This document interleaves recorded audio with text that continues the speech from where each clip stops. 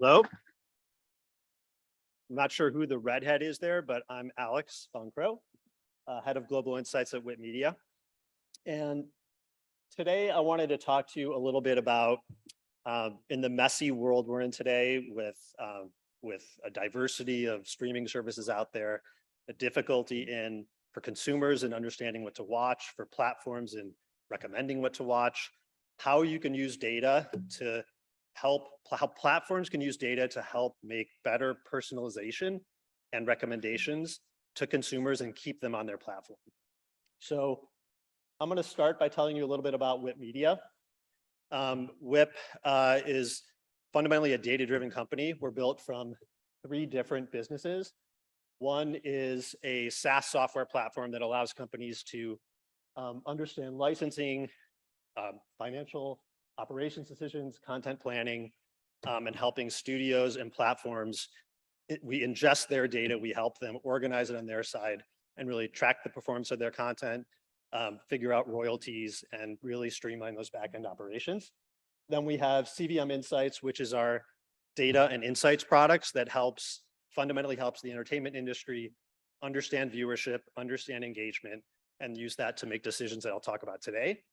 And then we have the WIT Media Exchange, which is a content hub that brings buyers and sellers of content together, excuse my cough, and has a data-driven aspect to it so they can help value content. Buyers and sellers can streamline the decision-making process around finding what's going to be right on my platform in my country, and then the sellers make that content available to them, and it's kind of a connection of buyers and sellers in a marketplace.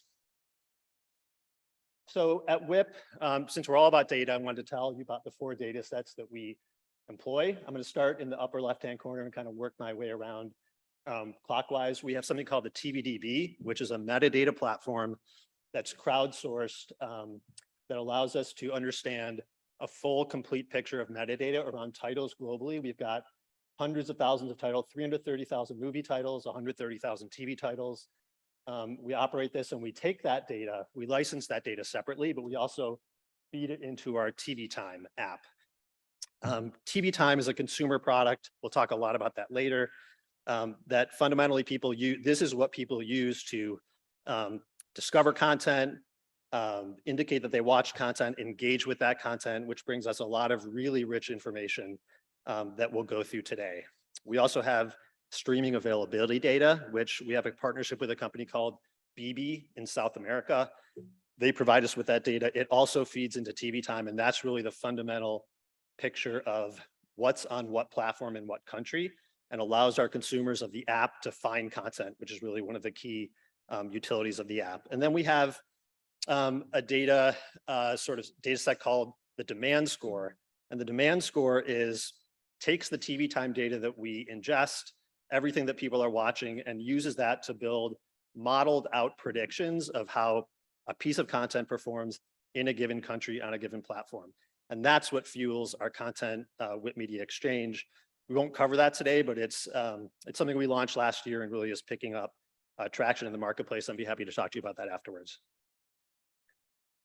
So the TV Time app, why do people use it? So ultimately, I mentioned this earlier, we live in sort of a messy world where there's tons of content out there. People have a really tough time finding where to watch something. So about 10 years ago, TV Time was developed just completely separately from WIP. We later purchased the app to exactly solve that problem. So it was a couple guys in France that said, hey, what's on Netflix and where can I find it? They developed an app. It slowly grew organically from France all across Western Europe, into South America, into the Middle East, and even here in the US. And it really gives people the opportunity to find where something's on, create watch lists around what they want to watch. So every piece of content across all platforms is in the app for you to find. You then create watch lists and say, okay, I'm going to follow this piece of content. I'm interested in watching this, and create for yourself kind of a curated list of what you're interested in, what content you want to see. Then when you watch it, inside the context of the app, you mark, okay, I watched this movie, or I watched this TV show, I watched season 1, episode 4 of House of the Dragon. You go in and report that you watched it. You then get to a screen where you kind of enter into a social platform aspect of the app, and you have a very engaging experience with other people who have seen that show, commenting with them, voting for your favorite character, indicating an emotion of how a piece of content made you feel, you know, even rating it 1 to 5 stars. So it's a very sort of modern water cooler experience that people really enjoy and kind of keeps them coming to the app and is part of the whole sort of benefit of tracking what you're watching. And then kind of the final feedback mechanism is recommendations back. So we know recommendations are really sort of a problem the industry is trying to solve. Quite frankly, people use our app to try to solve that problem because the platforms aren't sort of giving them what they need in a useful way. So this gives you recommendations across all platforms, across the whole content ecosystem, what you might want to watch. So what's nice for us is that this is a panel of people that are not incentivized. It's an always on panel and allows us to get a constant stream of information, almost capturing people's viewership in the wild. So these aren't people that, you know, joined a panel and said, I give you permission to research me. We're getting in the natural course of their life, the natural flow of events, everything they're watching, or at least a very important subset of what they're watching. And we can track that, and we get a ton of really interesting and rich information from it. It's a huge community, 23 million registered users. Think about these as early content adopters, content enthusiasts. So these are people that are using an app to find content and track what they're watching. So they're not passive, you know, viewers of daytime television or watching the news, you know, on in the other room. These are enthusiasts. These are tastemakers, trendsetters, and it's really the kind of people that our clients, you know, we work with the platforms and the studios, talent agencies, et cetera, want to focus on what are these people watching? What are their tastes?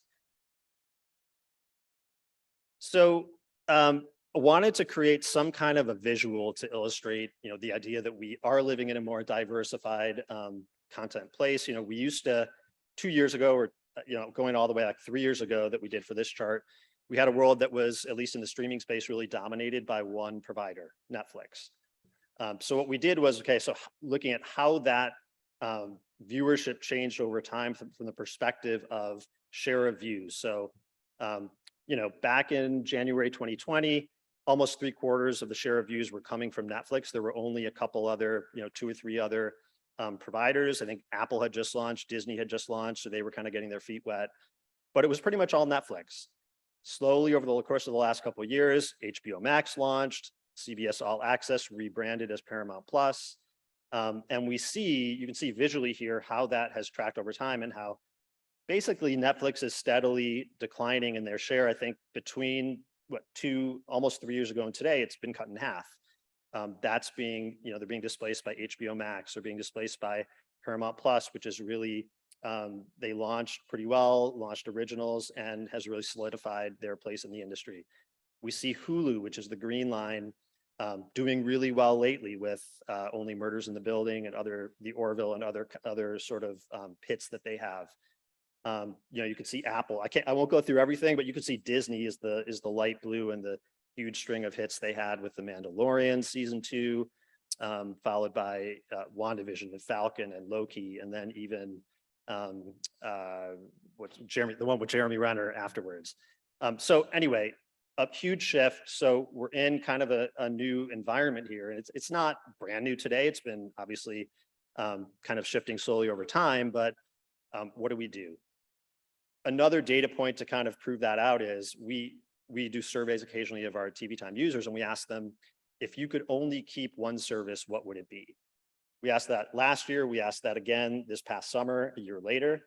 And it's interesting. I think it's 41% of people a year ago said Netflix, and that's down to 31%. So it's down 10 percentage points, which was a huge percentage of the lead that Netflix had. That's been made up by HBO Max and Disney. So they're finding content in other places. If you're Netflix, they're loyal to those other platforms in a way that they didn't used to be. And this just kind of reinforces the narrative that everything's getting more and more diverse and more players in the marketplace. So all of this choice leads to complexity, which leads to confusion, not just for people like you and me trying to find content, but for the platforms themselves. So the question for a platform is, well, if I don't know what people are doing on other platforms, what do I do about it, right? I'm trying to give them, if you're, say, Netflix, you're trying to give recommendations to your users, and people aren't necessarily happy with those recommendations. On the right here, you have satisfaction with the recommendations you're receiving. It's another survey we did of consumers. Netflix actually does pretty well, but you can see that a lot of people, in certain cases, less than half of people, if you're looking at Amazon and Paramount Plus and down, aren't happy with what they're getting. Disney does a little better. Netflix is best in breed, but the system isn't working to get people the content they want, at the time they want, based on the content they're watching. So I guess the question for us or for the platforms is, why is that? And I think the answer, based on the way we think about it at WIP, is they're only seeing a small slice of their customer. So the title of the talk is the 360 view of the consumer. This is it. How do we get a more comprehensive view of consumers and thus give them those recommendations and a bunch of other steps you can take if you're a platform to keep them on your platform, keep them coming back, bring in new people and keep them there. So it's this 360-degree view, and really, we talk at WIP a lot about affinities, content affinities, which is basically, if you're watching one show, what else are you watching? And where do your affinities over-index or under-index relative to the general population? So understanding these dynamics between content, particularly among an audience, is the key. And that's the first step for a platform to take if they're trying to solve this problem. So put together a couple of examples. This is the second really colorful slide. This is showing, so we're taking a show. So let's pretend we're Hulu, right? We have a show, Solar Opposites, is a pretty big hit for Hulu, launched a new season recently. Hulu knows a lot about the people that watch Solar Opposites on their platform. They see all the viewing they do of that show. They see when they start the show, when they drop off the show. They see all the other shows, all the affinity shows those people watch on Hulu. So they think they have a very clear understanding of that customer. But we can see from the rest of the chart that they don't necessarily have that. And I kind of think about this like, you have a friend or you have a spouse or you have kids, right? And you feel like you know that person and you see your spouse all the time and you know what their preferences are and what tastes they have and when they get up and when they go to bed, and you see your kids and they have a certain persona at home. But when your kids leave the house, they are often totally different. And we as, I have two kids, we as parents see them sometimes, catch glimpses of them outside of the home, and we're like, who is that person, right? We don't, our kids are different from what we think they are in other walks of life. And our spouse is different too when they interact with their friends. I think, during COVID, we had rare opportunities to see our spouse in action sort of at work in our own home. And we were all kind of like, oh, so that's how this person works. And, you never saw that side of them. So it's the same for Hulu in this case. What we have here is a look at what those viewers of Solar Opposites are watching on other platforms. So, I won't get too into the weeds on the findings, but, we saw, for example, that they're watching a lot of documentaries, not on Hulu, but on Disney Plus. That's a finding. If I knew that and I'm Hulu, I could leverage that and either serve up the documentaries I have to them or develop other documentaries or make recommendations off of that knowledge. They also watch a lot of adventure on, again, Disney Plus and Paramount Plus. How do I leverage that knowledge that I didn't have before? They're getting their fill of dramas from Apple TV Plus.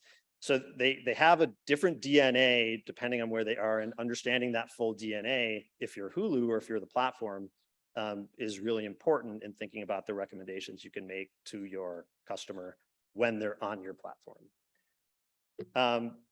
Another example, this is a totally different kind of show, Never Have I Ever. It's a young adult dramedy. So the other one was a adult animated sitcom. Let's take a totally different genre, a young adult dramedy. Again, if you're Netflix, this is a Netflix show, you see the stacked bar chart on the left. You see all the genres they're watching. Viewers of Never Have I Ever are watching on Netflix, and you think this is what you have on your hands. What you don't know is what they're doing elsewhere again. So they're finding thriller content. They get it on Netflix, but they're finding in pretty big numbers on other platforms. You're losing their attention to other platforms, when they're seeking out that genre. Crime, they're catching on HBO Max. They might catch a certain amount of crime on Netflix, but they're doing that elsewhere. How can you personalize their experience on Netflix and make recommendations better on Netflix to not lose them to another platform? They're watching sci-fi on Disney as well as a lot of other platforms, well more than they are as a sense of their affinities on Netflix. So again, having that full understanding is important as you as a platform are making recommendations, and finding something to watch is really one of the main sort of problems we're facing as an industry today. So this is a crucial set of data for a platform to have to solve that problem.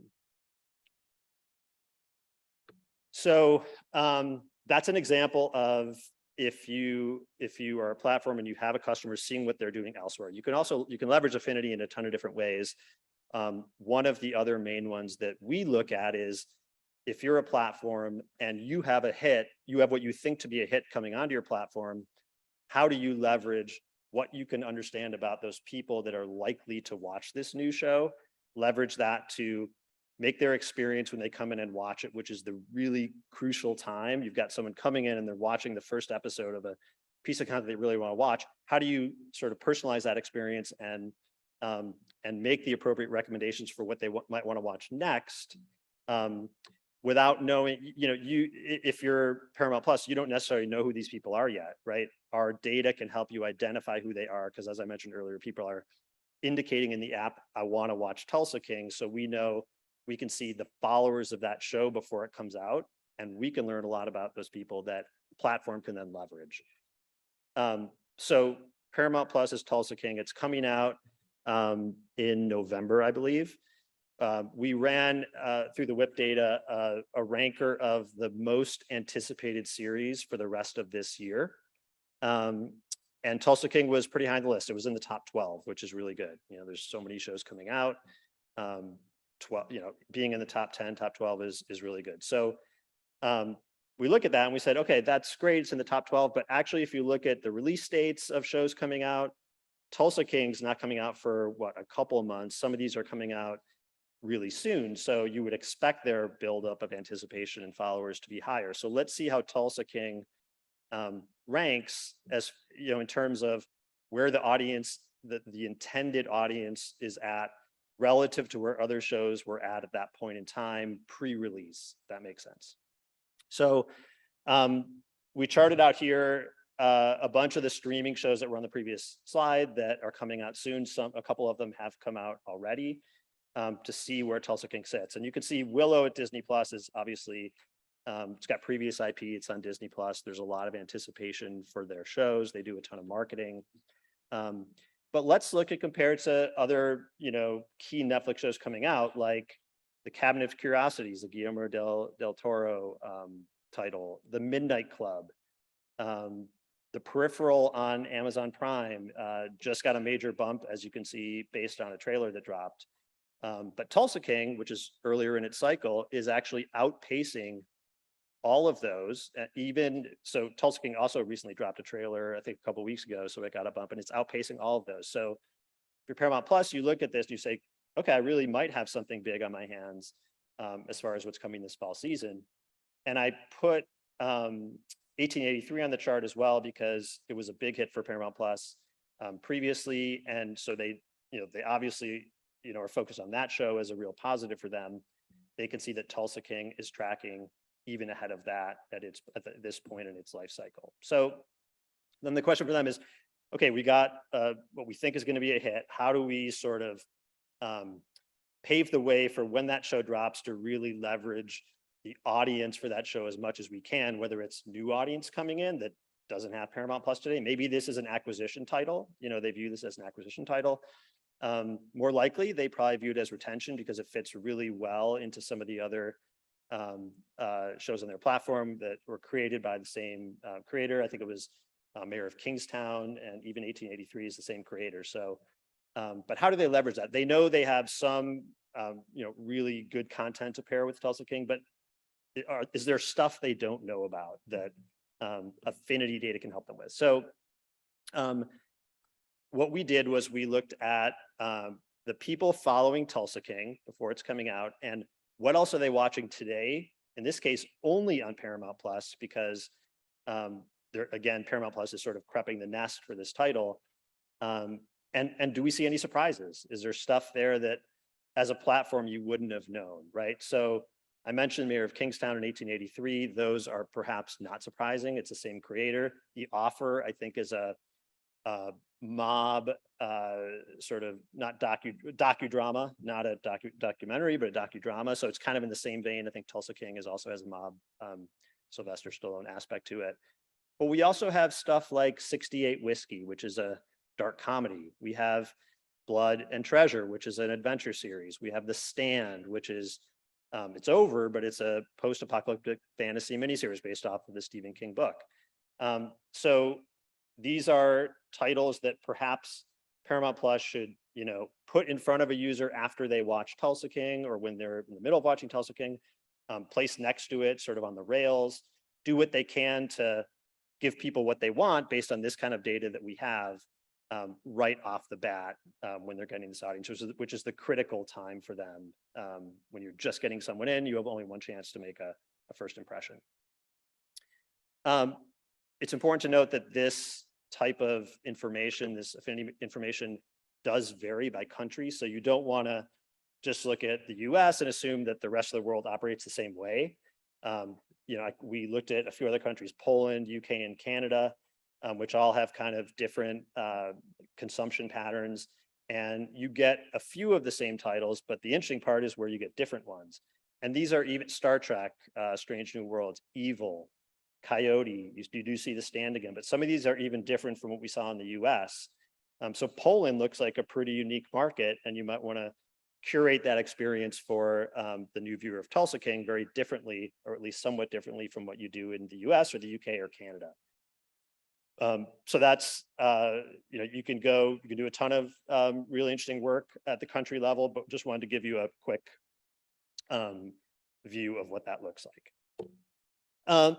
So I guess what I would say is we talked about recommendations, but the question is, what can a platform do with a more holistic view of their customer?